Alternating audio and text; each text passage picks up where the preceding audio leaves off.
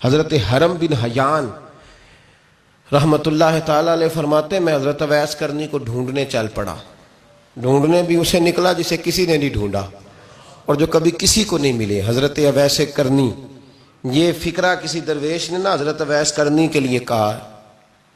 یہ فکرہ پورا فیٹونی پہ آتا ہے. اسی کسی دے کچھ نہیں جے لگ دے تے نہ کوئی ساڈا دردی، کوئی جرانہ نہیں، کوئی دوستانہ نہیں. حضرت اویس کرنی کا مزار بھی کنفرم نہیں کہ کدھر ہے. بس اسی کسی دے کچھ نہیں لگ دے. کیا ضرورت ہے؟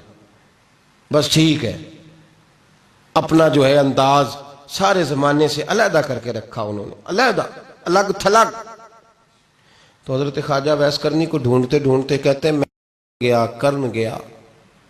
حضرت حرم بھی نہیں، یہ داتا صاحب نے اس کو لکھا ہے. فرماتے ہیں میں گیا تو مجھے لوگوں نے کہا وہ تو حج کرنے چلے گئے. کہتے ہیں جب میں مکے گیا تو میں نے لوگوں سے پوچھا اویس کرنی آئے تھے؟ کہنے لگے ہم تو نہیں جانتے. یہ تو میرے جیسے لوگ ہوتے ہیں نا جن کی تصویریں زیادہ نکلتی ہیں تو جن کی ویڈیو زیادہ ہوتی ہے تو لوگ زیادہ جاننے لگتے ہیں، ورنہ رب کریم کے بندے تو چھپے ہوئے چکر میں پڑے ہی نہیں. کون اویس کرنی؟ تو انہوں نے کہا کہ حضرت اویس کرنی، چہرے پر برس کے داغ ہیں، کمزور سا وجود ہے، داڑھی زیادہ گھنی نہیں. جب حالات بتائے تو کہنے لگے اس طرح کا ایک شخص آیا تھا، اس نے طواف کیا تھا. پہلے بھی دنیا کرتی ہے پر جب اس نے کیا ہے نا تو اس کے طواف نے وہ خود بھی رویا ہے اور بھی بڑے روئے ہیں. وہ جب حجر اسود پہ آیا ہے تو رنگ بدلتا دیکھا ہے. کہا وہ کدھر گئے؟ کہنے لگے پورا نہیں پتا، اتنا ضرور خبر ہے کہ ان کے انداز بتاتے تھے کہ اب مدینے جائیں گے.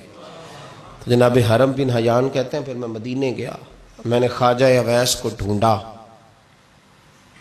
میں نے کہا یار میں نے حضرت خواجہ اویس کرنی کو ملنا ہے، کسی نے بتایا ہے کہ وہ مدینہ شریف آئے. تو لوگ کہنے لگے ہم نہیں جانتے وہ کون ہے. دیکھیں نا دنیا جان گئی، دنیا میں بڑا کچھ ہو گیا. بائی نیم لوگ جاننے لگے، ہوٹلوں پہ پہچاننے لگے، سڑکوں پہ پہچاننے لگے. لیکن بات تو یہ ہے کہ جن کو پہچاننا چاہیے اگر وہ پہچان لیں پھر تو بڑی بات ہے، پھر تو بڑی بات ہے. لیکن اگر وہاں ہی پہچان نہ ہو سکے تو پھر تو معاملہ بڑا الگ سا ہے نا.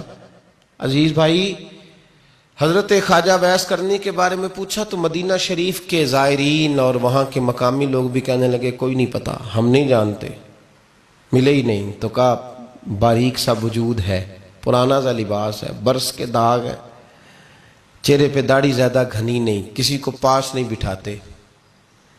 اور پھر ایک جملہ اور کہا سنا ہے روتے ہیں تو بڑے درد سے روتے ہیں، سنا ہے بھیگی رہتی ہیں پلکیں، سنا ہے ان کی پلکیں بھیگی رہتی ہیں.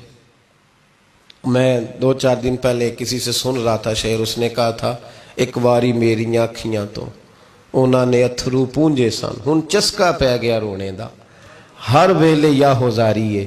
تو کہتے ہیں کہ وہ اس طرح کی اس کی کیفیت ہے. کہتے ہیں میں نے کہا یار وہی تو اویس کرنی تھے، کدھر گئے؟ کہنے لگے کوئی خبر نہیں. جب وہ آئے ہیں تو ان کے آنے کا انداز ہی نرالا تھا، سسکیاں اور آہیں نکل گئیں اس شخص کی جب وہ مدینے آیا. حضرت حرم بن حیان کہتے ہیں میں ڈھونڈتا رہا، تلاش کرتا رہا، پھر میں ان کو ڈھونڈتے ڈھونڈتے عراق میں آیا تو نہر فرات کے کنارے ایک کمزور سے آدمی کو ریت کے ٹیلے پر بیٹھ کے وضو کرتے دیکھا. کہتے ہیں جب ان کا وضو مکمل ہوا تو میں نے کہا السلام علیکم. تو کہتے ہیں انہوں نے چہرہ نہیں پھیرا، وہیں بیٹھے بیٹھے کہنے لگے وعلیکم السلام یا حرم بن حیان، یا حرم بن حیان وعلیکم السلام. تو کہتے ہیں میں نے کہا کہ من انت، آپ کون ہے؟ تو کہنے لگے وہی ہوں جسے تم مکے اور مدینے ڈھونڈتا رہا. تو کہتے ہیں میں نے کہا حضور آپ میرا نام کیسے جانتے ہیں؟ بڑا خوبصورت جملہ ہے، اللہ کرے آپ کو یہ یاد رہ جائے. سبق کبھی نہ بھولنا، یہ سبق کبھی نہ بھولنا. بابا صاحب کے مزار پہ گئے تو خالی آ گئے، داتا صاحب گئے تو خالی ایسے ہی چلے گئے. ہم فارغ لوگ تھے، کوئی کام نہیں تھا کہ بابا فرید کی گلیوں میں گھومتے رہے. ہم فارغ تھے کہ 2 بجے حضرت سلطان باہو رحمت اللہ علیہ کی جالیوں کے سامنے کھڑے رہے. ہم کو پتھر چاٹنے والے لوگ تھے کہ آدھی رات بیت گئی اور ہم بزرگان کرما والا شریف کھڑے رہے. یہ کیسے ہو گیا کہ محدث اعظم کے مزار پہ کھڑے رہے؟ ایسے ہی کوئی بات تھی؟ حضرت اویس کرنی بول کر فرمانے لگے، کہنے لگے کیا کہا تو نے کہ میں تجھے کیسے جانتا ہوں؟ فرمانے لگے تو مجھ سے پیار کرتا ہے، عارف تو روحی من روحی کا، میری روح تیری روح کی جاننے والی ہے. یہ روحوں کا رشتہ ہے، یہ خطا نہیں جایا کرتا. عرفت روحی من روحی کا، میری روح تیری روح کو جانتی ہے. یہ کیسے ہو گیا؟ کوئی ایسے لوگ تھے تو اتنی جگہ مجھے تلاش کر آیا اور میں تجھے جانوں نہ؟ یہ کیسے ہو سکتا ہے؟ یہ کیسے ممکن ہے؟ تو ڈھونڈتا رہا گلی گلی اور میں کہوں کہ میں تجھے جانتا نہیں. فرمایا حرم بھی نہ جان میں، ہاں میں دعا کرتا ہوں اللہ کی بارگاہ میں کہ رب کریم مجھے اور تجھے جنت میں اکٹھا کر دے. کہتے ہیں جب انہوں نے یہ دعا کی تو وہ چل پڑے. میں نے کہا حضور کہاں جا رہے ہو؟ فرمانے لگے میرا پیچھا نہ کرنا، میں کسی اور منزل کا مسافر ہوں، اور جس رستے میں چل رہا ہوں نا ان منزلوں پہ ساتھ نہیں کسی کو لیا جاتا. یہ میری اپنی ذاتی منزل ہے، اس میں پاؤں پہ چھالے ذرا سخت ہوتے ہیں. ہر آدمی کا کام نہیں یہاں چلنا، تو مجھے تنہا رہنے دے اور مجھے اپنی مرضی سے چلنے دے. کہتے میں نے منت کی تو کہنے لگے بس تو نے جد و جہد بڑی کی تھی تو تیرے ساتھ ملاقات کر لی، تجھے پہچان لیا، تیرے ساتھ بات کر لی، ورنہ میں کہہ چکا ہوں اسی کسے دے کچھ نہیں لگ دے. اسی لیے میں نے حضرت غالباً امام شورانی رحمۃ اللہ علیہ کے حوالے سے پڑھا ہے کہ قیامت کے دن جب حضرت ویسے کرنی جنت میں جائیں گے تو ممکن ہے اس وقت بھی لوگوں کو دیدار نہ کرایا جائے، بلکہ امام شورانی کہتے ہیں اللہ 70,000 فرشتے ان کی شکل کے پیدا فرمائے گا اور ان کے جھرمٹ کے اندر چھپا کے انہیں جنت میں داخل کرے گا. ملاقات کس سے ہوگی؟ صرف انہی سے ہوگی جن کے لیے انہوں نے زندگی گزار دی. یا خدا سے ملیں گے یا مصطفیٰ کریم سے ملیں گے. یہ بھی لوگ تو محبت کریں. صالحین کا پیار، نیک لوگوں کی محبت، صالحین کی محبت رستہ آسان کرتی. کوئی شک نہیں کہ زمانے میں سارے لوگ اچھے نہیں ہوتے، برے لوگ بھی آئے ہیں مارکیٹ میں، ہوتے ہیں، لیکن 2 4 5 10 بروں کو لے کر کے اچھوں کی محبت چھوڑ دیں گے، نیک لوگوں کا ذکر چھوڑ دیں گے، ان کا پیار چھوڑ دیں گے، ان کا تذکرہ پڑھنا چھوڑ دیں گے، ان کے پاس بیٹھنا چھوڑ دیں گے. گزشتہ دور میں جو بادشاہ بھی نیک ہوئے نا وہ بھی صالحین کی محبت کی وجہ سے نیک ہوئے. اورنگزیب عالمگیر اگر کچھ بہتر ہوئے تو اس لیے کہ ملا جیون نیک آدمی سے محبت کرتے تھے.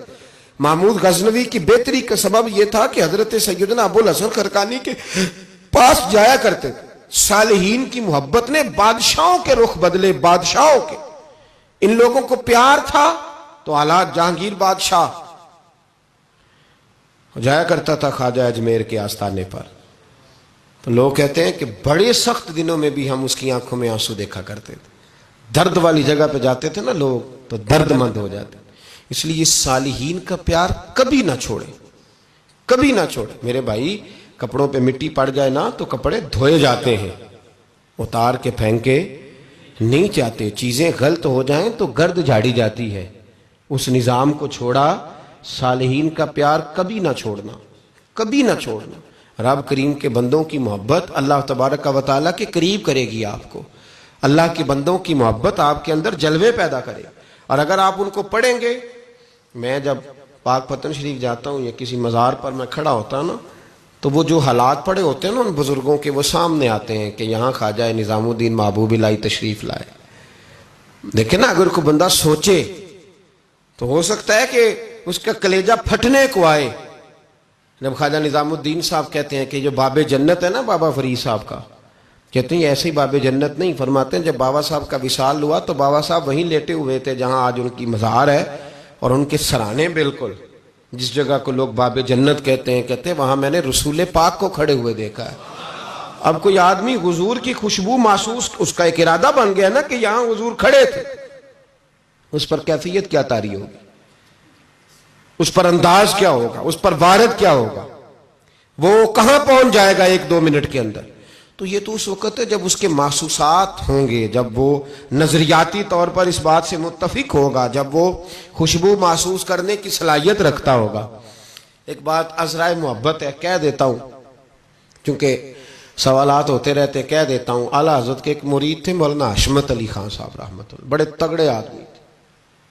جن لوگوں کی پوزیشن بڑی سخت فاضل لوگ ہوتے ہیں نا، اور حاضر جواب 1 منٹ سے پہلے. پاک پتن شریف گئے تو باب جنت سے گزر کے آئے. باب جنت سے کسی ہمارے عالم نے نہیں لکھا کہ جب وہاں سے گزر گیا اب توبہ نہ کرے اور کوئی اچھا عمل نہ کرے تو جنت میں جائے گا. بس یہ کہا کہ ایک دروازہ ہے جہاں خواجہ نظام نے حضور علیہ السلام کو کھڑے دیکھا، گزر جائے کوئی تو الحمدللہ اس کے لیے ایک برکت ہے. لیکن کسی شخص نے یہ نہیں کہا کہ اب وہاں سے نکل کے آ جائے اور معاذ اللہ جھوٹ بولے، جو مرضی کرے اور کہ میں جنتی ہو گیا، یہ معنی کسی بندے نے بھی بیان نہیں کیا۔ ہاں وہاں سے گزر کے آئے، سچی توبہ کرے، بعد میں اپنے اعمال پہ محنت کرے، اللہ اسے برکت عطا کرے گا۔ فرماتے ہیں میں پاک پتن شریف سے ہو کے آیا، رش بڑا تھا، اس کے ایام تھے، تو باب جنت سے گزر کے آیا تو میں بس کی چھت پہ بیٹھ گیا۔ کچھ اور لوگ بھی تھے، تو ان میں سے کچھ ایسے صاحبان بھی تھے جن کو بیماری ہوتی ہے چھیڑ کے رکھنے کی، کوئی نہ کوئی بات کیے رہتے ہیں، یہ ہو گیا تو وہ ہو گیا، کہتے ہیں انہوں نے بات چھیڑ دی، مولانا کہاں سے آ رہے ہو؟ تو میں نے کہا پاک پتن شریف۔ تو کہنے لگے کہ آپ وہ بہشتی دروازہ جس کو کہتے ہیں باب جنت، وہاں سے بھی گزرے ہیں؟ کہنے لگے الحمدللہ، لائن تو بڑی لمبی تھی پر موقع مل ہی گیا ہے، گزر گیا ہوں وہاں سے۔ تو کہتے ہیں مجھے سونگنے لگ گئے۔ کہنے لگے پھر تو آپ جنتی ہو گئے ہوں گے، پر آپ کے پاس سے جنت کی خوشبو نہیں آ رہی۔ تنزیہ، انہوں نے کہا تنزیہ۔ تو کہتے ہیں انہوں نے طنز کیا تو مجھے بھی حق حاصل تھا، جواب در جواب کی تو اجازت ہونی چاہیے نا۔ میں نے کہا مولانا کیوں، آپ کیوں سونگ رہے ہیں؟ کہنے لگے میں نے حدیث پاک میں پڑھا ہے کہ جنتی 500 سال بھی دور ہوگا تو اس کے پاس سے خوشبو آئے گی، یعنی 500 سال لگیں گے ابھی اس تک، تو پھر بھی جنت کی خوشبو آئے گی، تو آپ سے تو کوئی نہیں آ رہی۔ کہتے ہیں میں نے ان سے کہا آپ نے ایک حدیث پڑھی ہے، اگلی بھی پڑھ لینی تھی، حضور نے فرمایا جہنمی کو جنت کی خوشبو کوئی نہیں آئے گی۔ یہ نہیں پڑھی آپ نے حدیث، یہ نہیں نظر سے گزری؟ تو کہتے ہیں اب وہ مولانا مجھ سے معذرت کرنے لگے، کہنے لگے یار آپ تو ناراض ہی ہو گئے۔ تو میں نے کہا بھی آپ نے کیوں چھیڑی بات؟ میں نے آپ سے کوئی ڈسکس کیا؟ آپ نے پوچھا کہاں سے، پھر آپ ہی نے کہہ دیا کہ وہاں سے گزرے کہ نہیں جنتی دروازے سے، اور پھر آپ نے ہی اعتراض کر دیا، تو پھر ہمیں اتنا تو حق حاصل ہے نا۔